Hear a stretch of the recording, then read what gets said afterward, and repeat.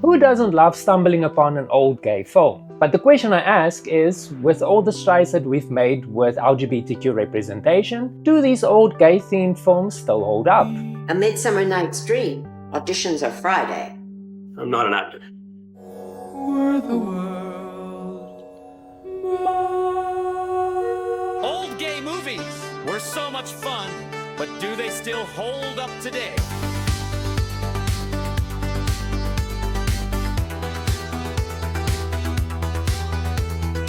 Were the World Mine is a 2008 musical fantasy film directed by Tom Gustafson, drawing heavily from Shakespeare's A Midsummer Night's Dream. The story follows Timothy, an openly gay teenager at an all-boys private school, where he faces constant bullying from classmates and even some teachers because of his sexuality. Played by Tanner Cohen, Timothy is cast as Puck in the school's production of a Shakespeare play. During rehearsals, he discovers the recipe for a magical love potion hidden in the script, a purple flower that can make anyone fall in love with the first person they see. Frustrated with the homophobia around him, Timothy brews the potion and starts spraying it on the people in his town. This turns straight people gay, including his crush, the popular rugby player Jonathan. Hey fairy boy, you start without me? What the...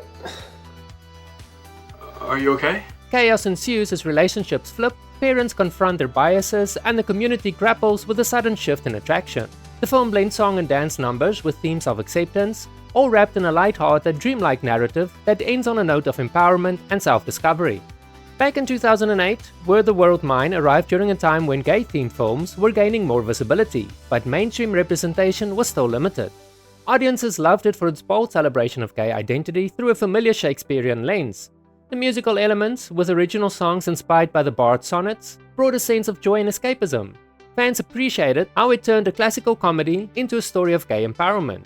Timothy isn't just a victim, he takes control with magic, flipping the script on his tormentors. The film evoked nostalgia for old-school musicals like those from the golden age of Hollywood, but with a fresh, inclusive twist that resonated with gay viewers seeking positive stories. It felt like a breath of fresh air compared to heavier dramas, offering a fun fantasy where love conquers prejudice.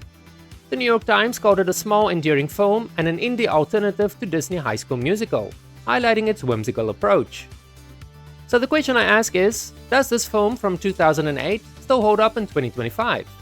Well, in 2025, with massive progress in LGBTQ+ representation from shows like Heartstopper to films like Red, White and Royal Blue normalizing gay leads in blockbusters, Were the World Mine holds up surprisingly well as a nostalgic gem, though it shows its age in some areas.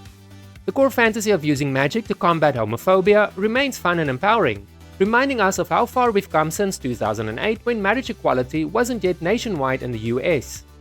Recent retrospectives, like one review from Collider in early 2025, described it as delightful, blending Shakespeare's social upheave with relatable gay adolescents in a way that still charms.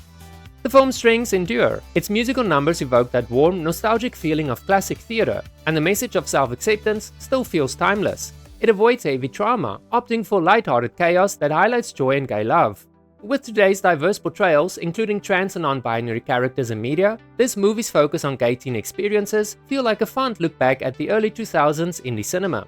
That said, some elements feel dated. The heavy reliance on bullying stereotypes and the magical fix for prejudice might seem simplistic compared to today's authentic stories that tackle real systematic issues, like in Pose or It's a Sin.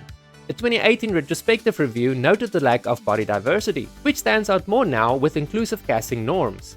Yet, the tropes were common back then, and the film used them to build towards hope, not despair. Overall, in my opinion, it holds up as an entertaining watch that sparks nostalgia for simpler times in gay storytelling, while appreciating how much better representation has become. If you loved it back then, revisiting it today feels like catching up with an old friend, flawed but full of heart. You can watch the full film on YouTube, link in the description of this video.